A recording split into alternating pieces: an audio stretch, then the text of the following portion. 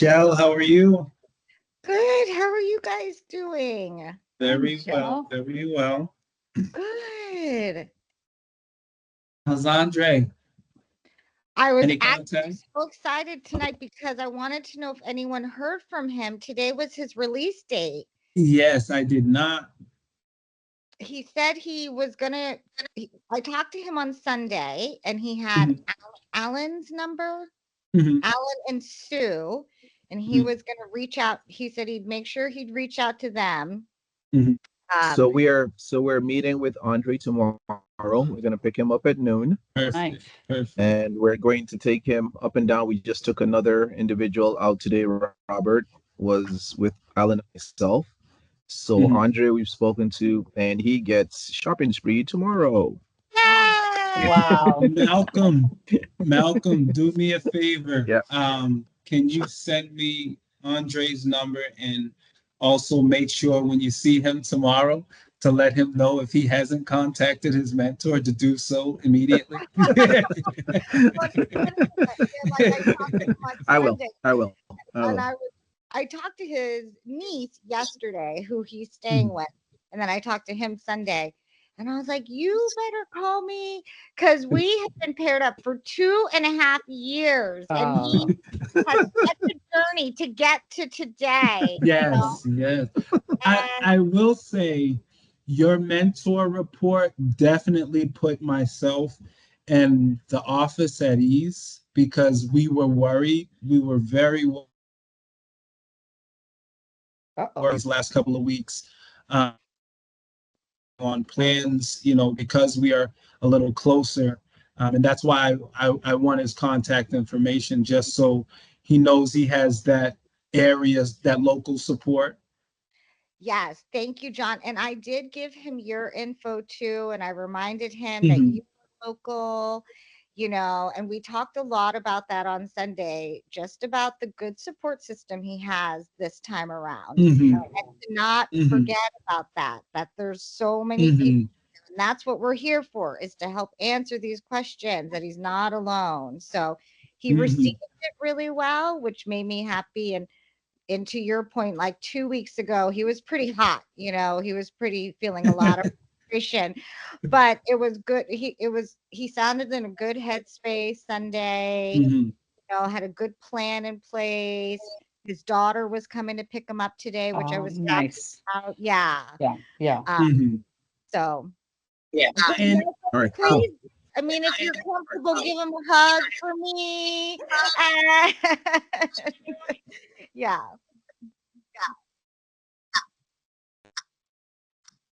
You fixed it, Sandy. It shows you in 2 spots. Sandy, you're on. How you doing? There you go. Okay. There you go. Turn off this other one. Nice job. There we go. There you go. Yeah, we definitely want to surround him and make sure we initiate contact, because that's another thing that we must understand, as mentors, that sometimes we have to initiate even if contact has already been initiated. If you don't hear from your mentee for a while, to reach back out, because there is that feeling, when you haven't had strong connections in the past, when you haven't had strong connections in your life, to not really fully believe in the connection that's being made. And sometimes we do have to take that extra step and, give that extra hug, that extra pat on the back.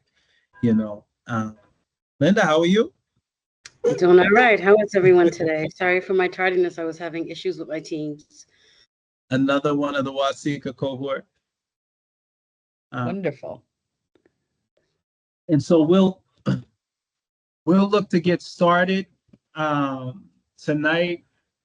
For the training, we want to go through some of part 2, lesson 2 of the LMS, which I felt was very important for this consortium, because I knew a lot of the ladies from the Wasika cohort would be on it, and it has a lot of foundational information on mentoring and building that foundation. I wanted to start tonight, of course, by thanking all of you, because without you, this program doesn't exist. Without the time, energy, and passion that you put into this, put into our guys and put into us. I know there are countless emails. It goes way beyond just sending an email a week. There's a lot of contact, there's a lot of energy, there's a lot of emotion that is put into this when we are working with individuals, right? And so I wanted to start off with mentor. Does anyone know where the word mentor comes from? Or does anyone know the story of mentor? This is something that I taught my mentors when I had my mentor program. So I know Linda, who is someone that worked with me back home and really was at the foundation of me starting my mentor program. But the story of mentor, when you know it, it gives you more of an appreciation for the word and for what we actually are. So if anyone knows Homer's Odyssey, King Odysseus was going off to the Trojan War, and he was leaving behind his son and his wife, his son Telemachus. And so he needed someone to raise this young man from a prince to be a king. And so he didn't know if he would return. And so he left Mentor in charge of his household, and specifically in charge of raising his son. And so when you think about that, if you're a parent, if you think about putting someone in charge of your child while you're away, and that's the responsibility that we have, right? When we're helping individuals rebuild their life. Me personally, coming from inside of a prison, I know it's like being reborn, right? You come out, you really don't know the environment. The environment is new to you. The speed is fast, and you have trouble keeping up. And so, Mentor did raise Telemachus. If you know Odyssey, after the war, Odysseus was wandering for 10 more years. And so Telemachus eventually went out to find his father, and he did find his father. And on that journey, this is a key piece that people miss as well. When he went to find his father, the goddess of war, Athena, went to accompany him. And when she did, she accompanied him in the form of Mentor. Mm-hmm. And so she could have taken any form, she could have used her own form, but she used the form of Mentor because he was so close to him and she knew that he would trust him. And so I always like to tell the story of Mentor because that is where the word originates. And later on, it was used in relationships like Socrates and Plato, you know. And so we've carried that on till now. That word actually means guidance of another human being, right? And so with that, the beginning of lesson 2 goes through the primary roles of mentors, of our mentors. And it's to guide, to motivate, and to inspire, right? You guide by telling and handing resources. Motivation comes more from what it is that you're doing to show this person the way.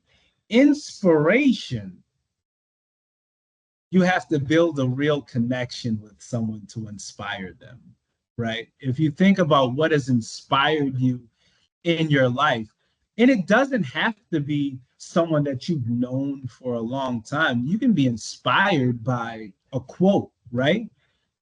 But that quote connected to something, right? And so while we are doing this, we really have to do it with the understanding that we're building a connection, right? Because the real goal is to be able to inspire individuals to see themselves as you see them, right?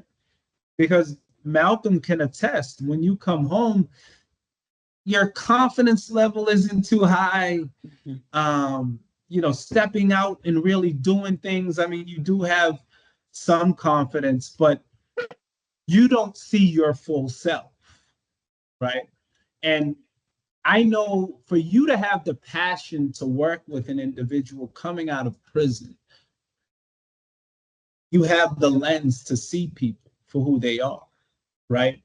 And that becomes a frustrating part of being a mentor as well. Later on, we talk about building trust and taking the time to actually build that trust. But sometimes as mentors, we want our mentees to see themselves like we see them right away, right? And we're, listen, you can do this and you can do that. And no, take that out of your head. The can't, the doubt, and that can't be removed right away, right? And so building of the relationship, right? Guiding, listening, right? Hearing what they're saying, hearing what they're truly saying. Because the Malcolm, how you doing? How you doing today? Great. And that's typically what you're going to get. On a good day, a bad day.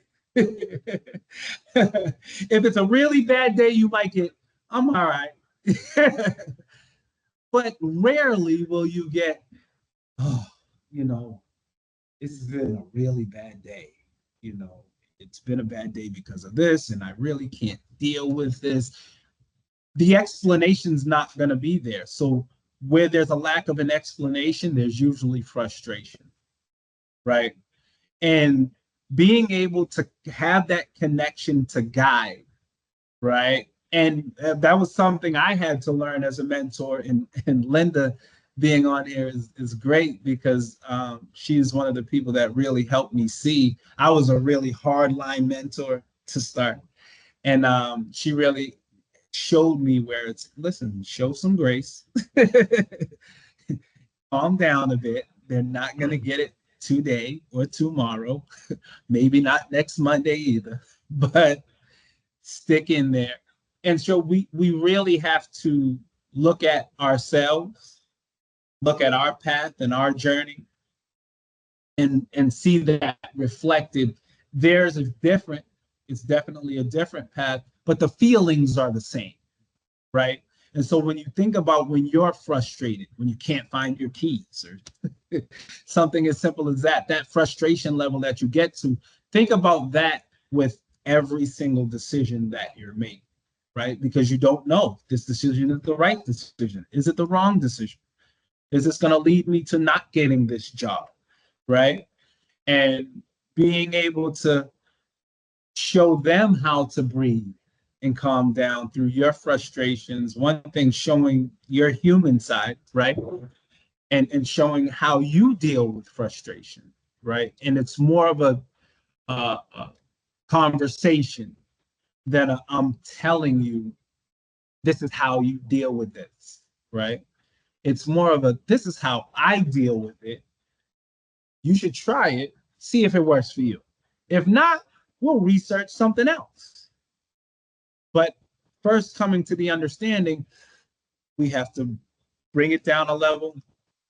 We have some decisions that we need to make. and we have to make them with some clarity, right? And utilizing the Virtues for Success program to do that will give you, as a mentor for our mentees, the best chance at success. I got you, Linda. The best chance at success. And that's why I implore all of you to go through that LMS. And when you go through the LMS, go through it again, right? And re-up on it. And in these, I will be going through these lessons. I'm actually going through a lot of the stuff that's in lesson 2 as I'm talking through this first part. But I want to get to Linda, and then Tish, I saw your hands raised.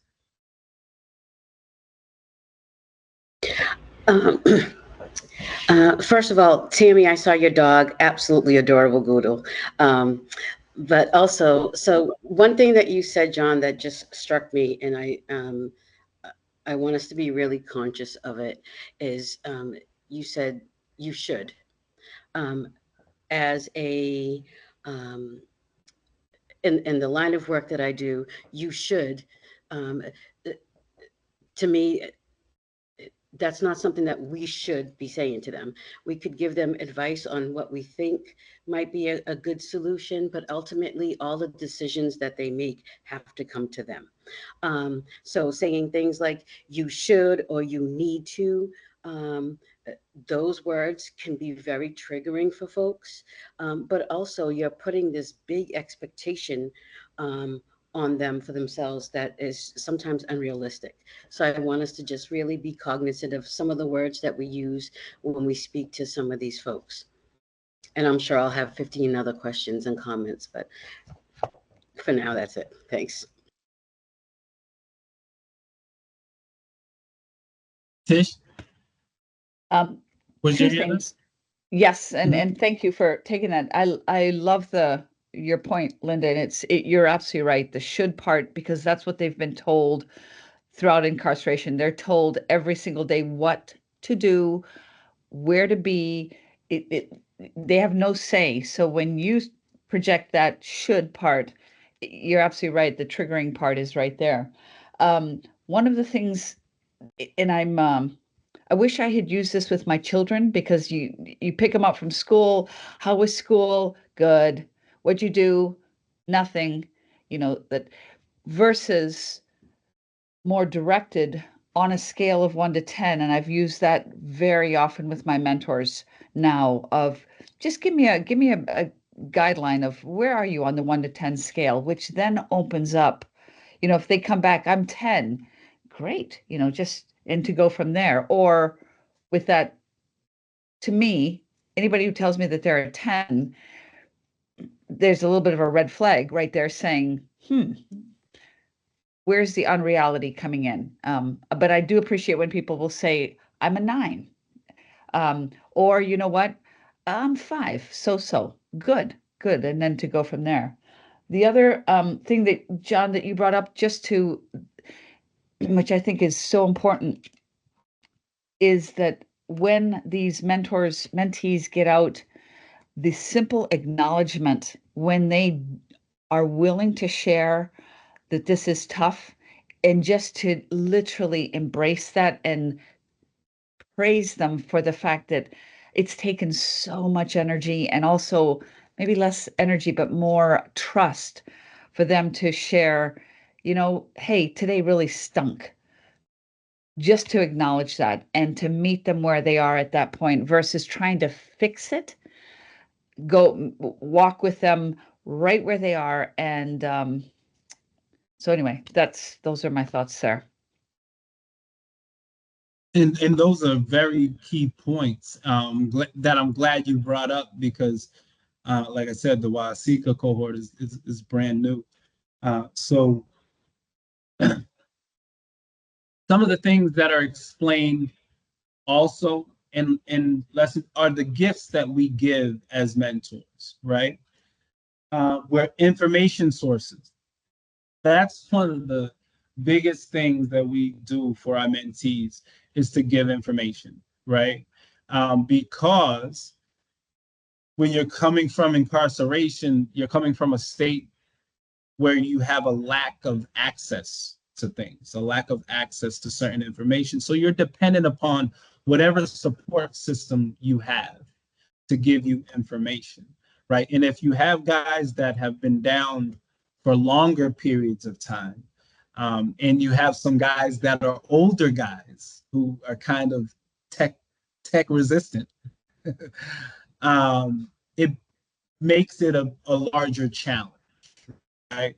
And so being prepared for that, and looking at how you can help through that by giving information, but also showing where you got that information and how to access that. It's more of showing the access than actually giving the information when they're home, right? Post release, right? Pre release, they don't have as much access to the information. But post release, showing the access and how to gain the access to the information, it's the same as giving a fish and showing how to fish, right? And that is a perfect segue into the different stages we have as TRP Life mentors. We have the pre-release stage where they're still incarcerated, most likely still a part of the Virtues for Success program. You have post-release when they step out. Michelle is experiencing day one right now. um, and then the transition, right? You've put in time with your mentee. Malcolm can really speak to this. Tom can speak to this as a mentor. Malcolm can speak to this as a mentee as well. The transition of coming home, utilizing, you know, your mentor for their resources, and then the transition into you then becoming that person, right? In Malcolm's case, he works for TRP, right? He's going tomorrow to help a fellow that has just come home today to get set up and get on his path, right? And so that's the transition. Tish as well can speak to that transition, as she has transitioned a lot of TRP fellows and other mentees in her lifetime. And so understanding that transition is important because some guys are going to make that transition a lot faster than others, right? And understanding that, they may not need as much support as we may want them to need, right? And being able to give that rope and let them find their ground, right? But at the same time, paying attention and understanding where they're at. And that's where the mentor reports come in so key. I thank everyone for sending in their mentor reports. They are very helpful. It really gives me an understanding of where all of our mentees are at the same time, because it's very difficult to have conversations with all of our mentors and emails with all of our mentors. Knowing, the situation at hand when it happens in real time is really helpful. So thank you for that. But understand also that you have that support through each one of these phases, from myself, from Tish, from Malcolm, the rest of the TRP staff. I know some of you have been in touch with Alan and Tom Pippett. We really are here for you, right? Uh, Specifically for you as a mentor team to support in any way that we can.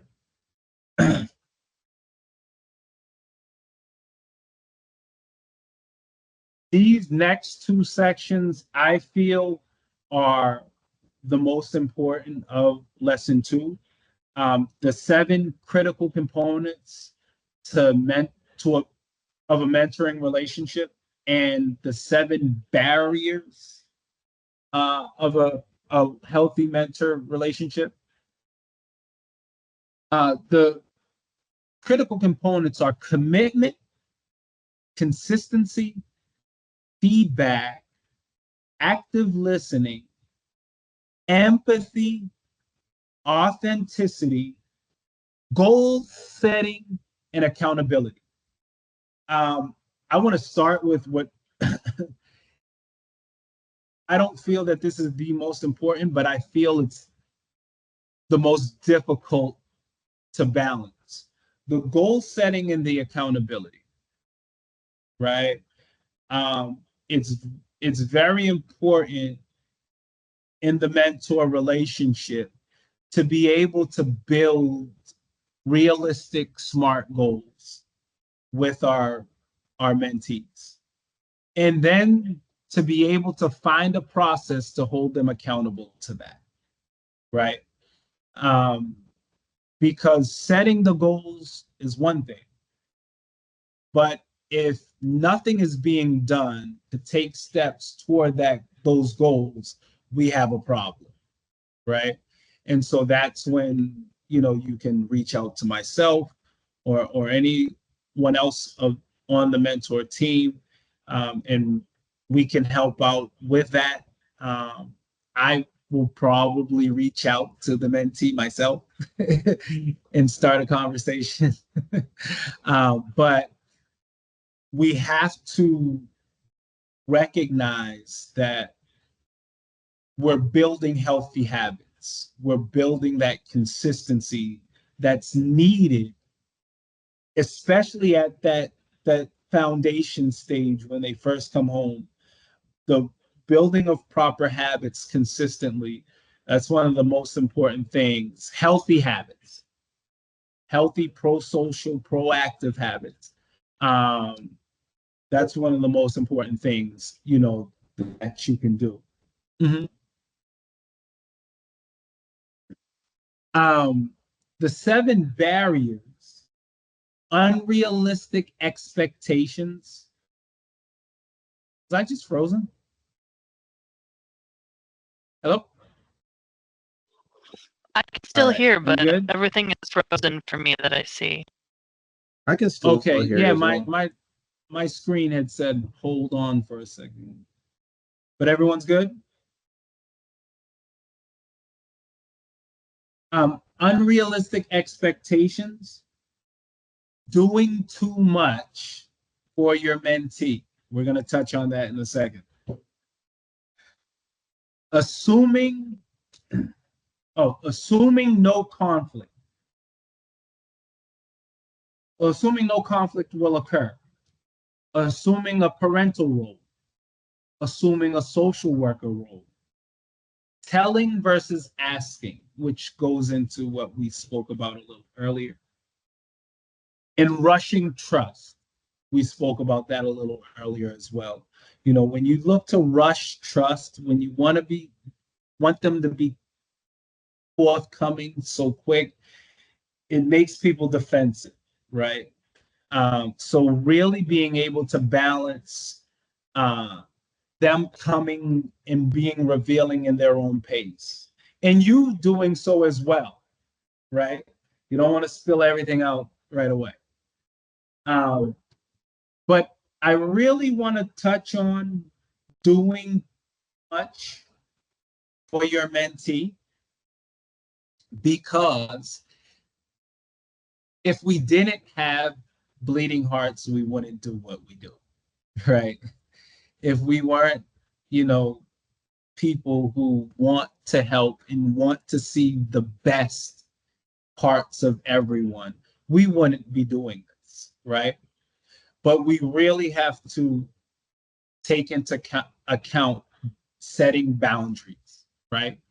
Setting physical, ethical, moral boundaries, right?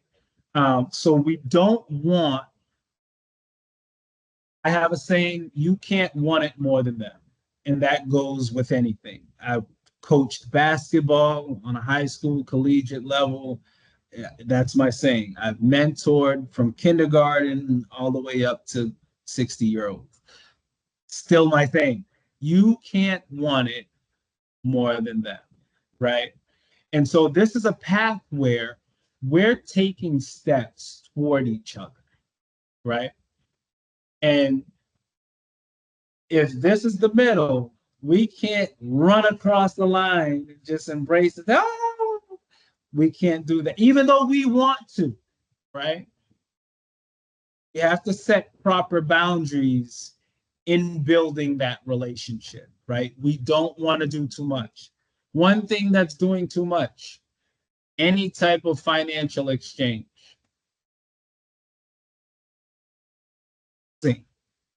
Right? We have support services here. Alan, if you guys don't know Alan, you'll be introduced to Alan. Alan Bistrop, he's our support services director. Malcolm also works with support services. So we have people to get resources and see what we can do for our fellows. We also have Dave Snyder, who is our employment services director. And so he looks for jobs. We look for employment partners so that we can specifically look for jobs for our guys, right? Um, and so we don't want to look to do too much. Um, Glad that we have mentors that I see him.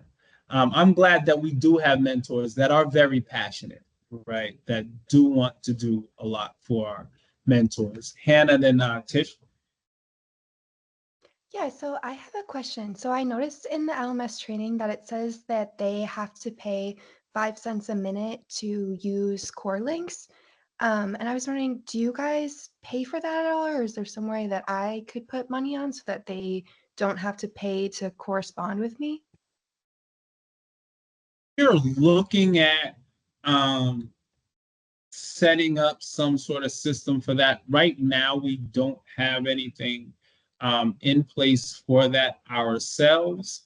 That is something where it is respondents. I wouldn't see a problem with it just because on the state level, there's something called JPay in the emails, so they have to pay for emails. And when our mentors send an email, they attach a stamp, which is basically 40 cents to that so that they can get a response. So I don't see a problem with that, but know that we are looking to do something about that. We just haven't figured out, legally how we can. Right. Okay, thank you. I would love more information on how to send that over so that we can correspond in the future. All right. Absolutely. Tish, you're on mute. Thank you. Just when you on number 3, when you mentioned assuming no conflict will occur, Okay. if just to keep in mind that just because there may seem like there's an internal conflict, they might say something or they might be going down and doing things that, you're just questioning, why are they doing this? And it's conflicting to you. That doesn't mean that you're not doing your job as a mentor, first of all. There's a very healthy way to approach your concerns with them. Again, I think Linda touched on this and all, coming right out and saying you shouldn't be doing that. It's going to just break the barriers of communication. However, as you build trust and letting them know that you may be uncomfortable with the line of thought there, or have you considered words of that nature? The other thing that I wanted just to bring up is when that happens, and I've seen this with other mentors, that when there's a conflict, the first thing that goes through your mind is, I'm doing something wrong. And your perception of what you're doing and yourself starts to go lower. That's the time to very much so, reach out to John, reach out to myself, reach out to Malcolm, reach out to any one of us and run it by us and say, am I, this is what's happened. What do you think about it? Just so you know that the support group is there and it's not a reflection on you. So often these men and women, they've never had accountability to anybody. So all of a sudden you're bringing that in and it's new to them. But you live in a society, you live in a home, in a setting, which there is accountability. If you don't get up in the morning, things just don't go right. So you're held to that and things run smoothly. But it's brand new for men and women who've never been accountable for anything. So again, mostly just to encourage you, don't feel like this is on you. Run it by us and reach out. That's exactly why we're here.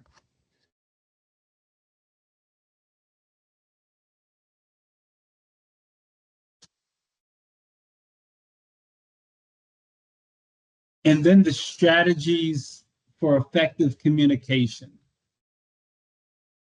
Looking,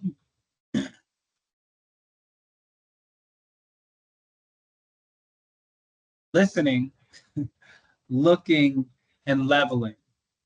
Listening for it's so key to listen because you hear the things that aren't being said, right? You hear the things in the tone. You hear the things. If I can use you as an example, Michelle, her mentee just got out today, but a couple of weeks ago, she reached out. She said, I was talking to him, and he started cursing, and he's never cursed on the phone. And so we knew, okay, there's a little bit of a red flag. Then, of course, there were issues in other places, and we didn't panic. We knew what it was. Me and Michelle had a long conversation. He's coming home. There's some anxiety. Everyone at the office, we held meetings, and he was the focus of a few meetings. And we were looking at how we were going to build that support, right? And so really hearing the things that aren't being said by, building that connection is important. The eye contact is very important. Being able to look and see this person, and leveling, being able to be on the level that goes back to that accountability, being able to level without conflict, right? Is going to be one of your superhero strengths, right? Because it's going to cause that conflict. It's going to cause, some feelings, and that's when you depend on the connection that you build, right? As long as it's honest, that's all you can do. And I've had mentors reach out to me and say, I had this conversation. I don't think it went over well. And we had a conversation about that 2 weeks later. The relationship is still moving forward because honesty is just that. It's honesty. The truth doesn't change, right? Accepting it, being able to be receptive to it. And as the deeper your connection gets with your mentee, the easier it is to receive, that information from you, right? And to receive that guidance from you, right? And I personally can vouch for that because I've been fortunate enough to have some really, really good mentors in my life. I've now have been home almost 20 years, but I've been fortunate to have some really good mentors in my life that have helped build me up to the point. And we've had a lot of conflicts. I mean, I'm a very confrontational person. When I go, my level goes. But and I've had some real yell. I don't like it. And that's the nice version, right? But they stuck with me. they saw me and I had to go and sit in the truth of that conversation and come back and say, you know what? I hear you. You're right about some of these things, and I might take it into consideration and think about doing it. Of course, it works out, in the end. But as human beings, we recognize when people are there for us, right? We recognize the good. Um,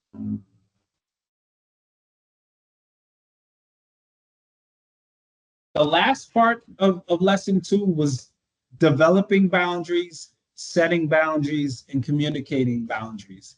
I feel like we've talked about that this entire time. But um, developing boundaries, that more so is with you in the beginning. Um, as you're going into this, really thinking about the boundaries that you want to set clearly, right? And those will change, right, as you go, but really, getting into the habit in the beginning of developing those boundaries and setting them. And the communication of them is the most important part because a boundary doesn't mean anything if both sides don't understand what that boundary is. So the communication of that boundary is the most important part of it, right?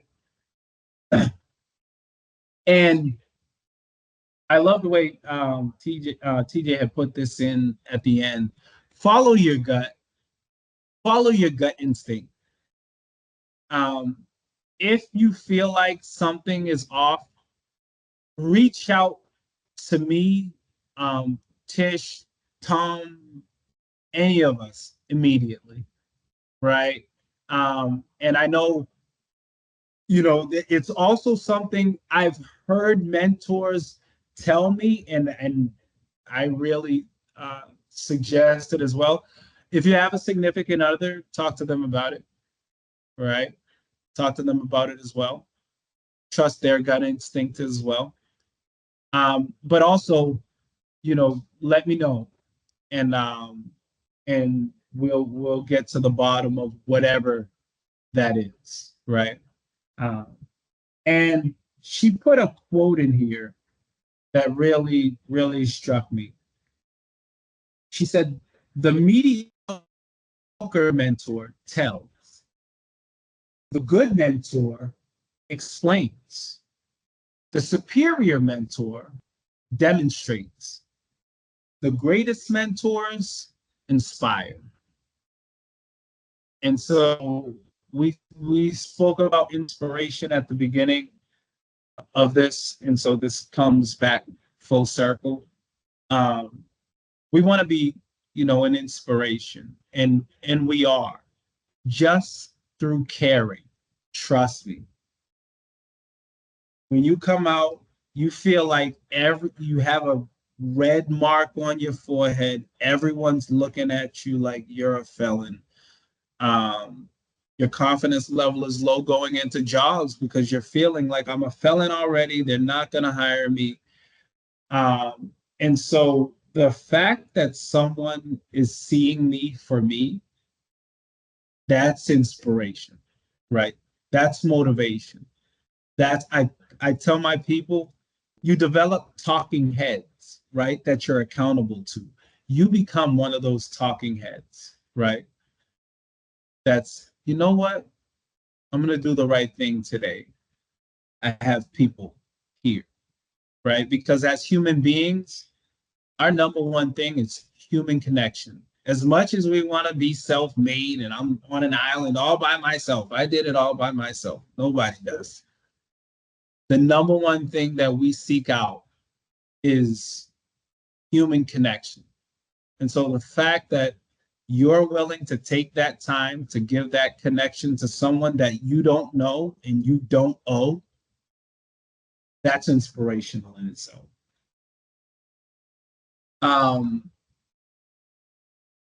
I do want to say, hey, Tom, I think we're playing a little bit of phone tag.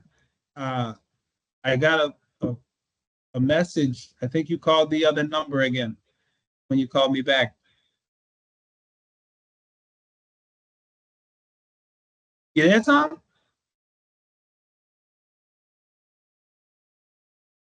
All right, I'll call Tom.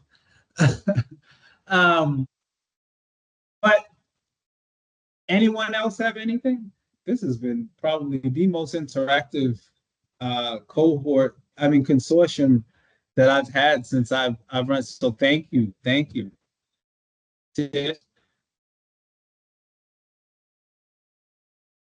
Mute it. Sorry, guys. Hannah, if you go to the TRP website, and you look at our what's it under? Our crew or our team, something like that. All our email addresses are there.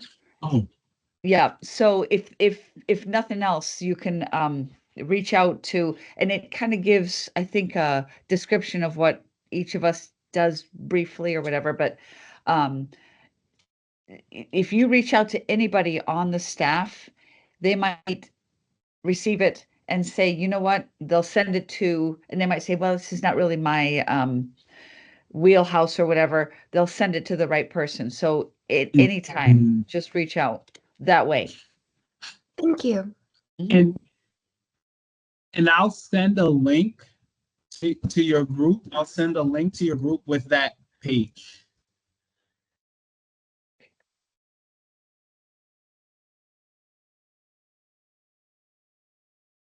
Anything else?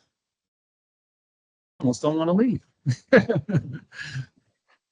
have one Michelle? just check in if that's okay, John. Because Linda, hi, so nice to meet you. I don't think I've gotten to meet you yet. And John mentioned that you're at Wasika.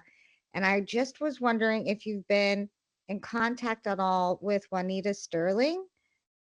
She's my mentee there.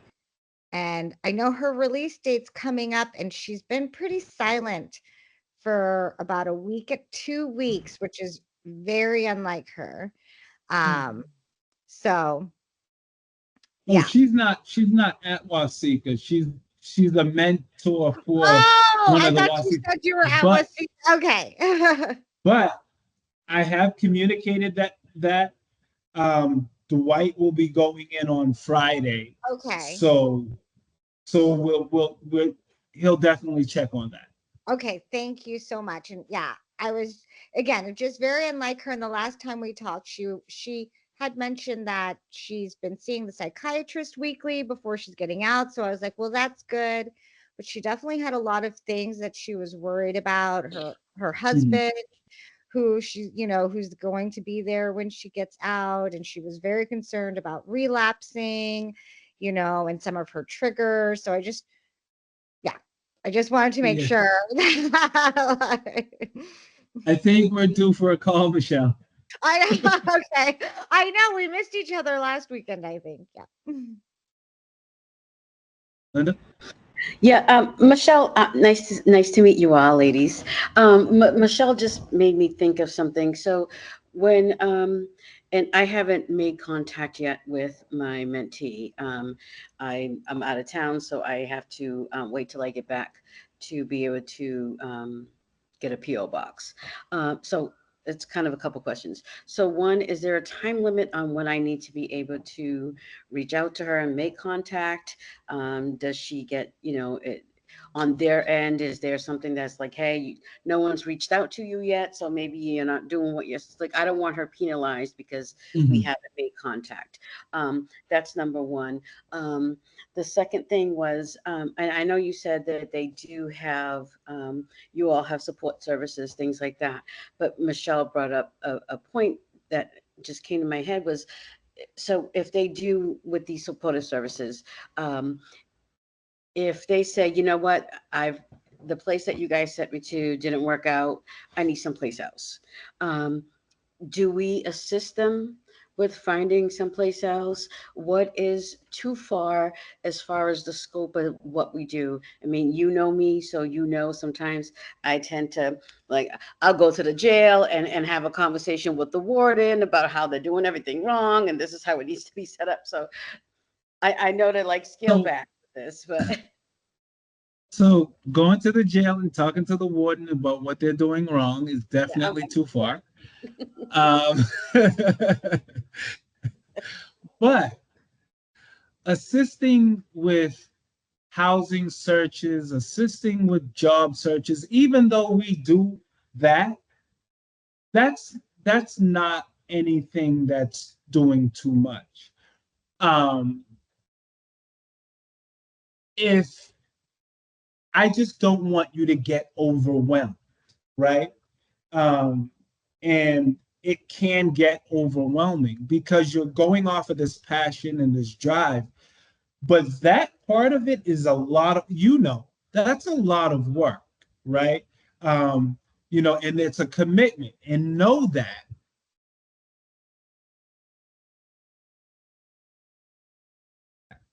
right? And that's why we have individuals here that are paid to do that. Because when they become attached to you, especially if it's for housing or employment, if it doesn't go through, there's going to be a problem. And then it's, oh, well, what about the next one? And it's an added stress that you don't really need on your relationship. But if you feel like you have that type of connection and you have the access to those resources and you feel like you can do that, I'm not telling you not to, right? Um, just something that's worked before with some of my mentors is there I might come up with, this is a hypothetical, but two resources that might have information on housing. And I've said, okay, you look into doing one and I'll look into doing the other one. And let's then kind of put our heads together and see what we come up with. And what that does to me is it's kind of a letting them know, this is not all on me. I'm also not just dumping it all on them, but it's giving us this teamwork part of, hey, what were you able to find out?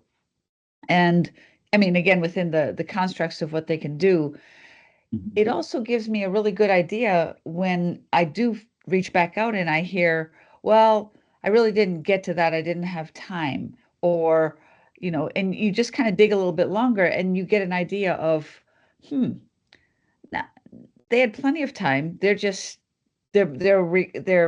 leaning on me too much. Or, hey, you know what? This is what happened this week. Yeah, you're right. You didn't have time. No big deal. But it's just a strategy that helps to create that team building type part. Mhm. So And it puts everything on the table. It creates that real relationship, right? It keeps honesty right there on the table. that's a good point.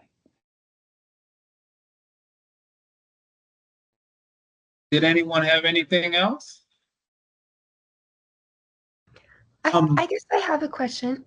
I didn't know if you had any updates about when I would maybe hear from my mentee. And so the saga continues.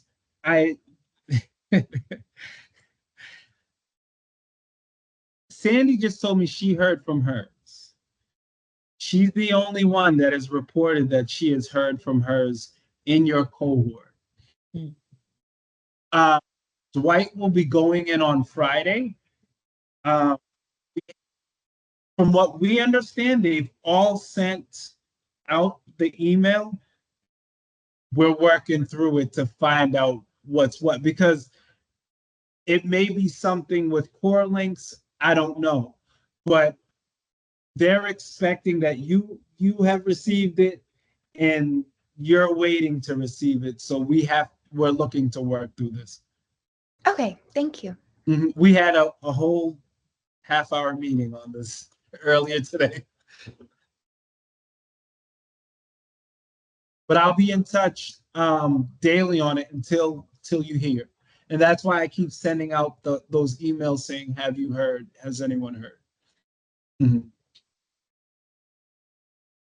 And so tomorrow, there'll be an email going out with, I won't say tomorrow, I won't put Pip in that corner, but Pip is usually really quick with the turnaround on this. So within the next few days, with the recording of this, as always, I'll send out the dates for next month. I promise it won't be on Christmas. So I'll send the dates out for next month, next month's consortium. All right. Super.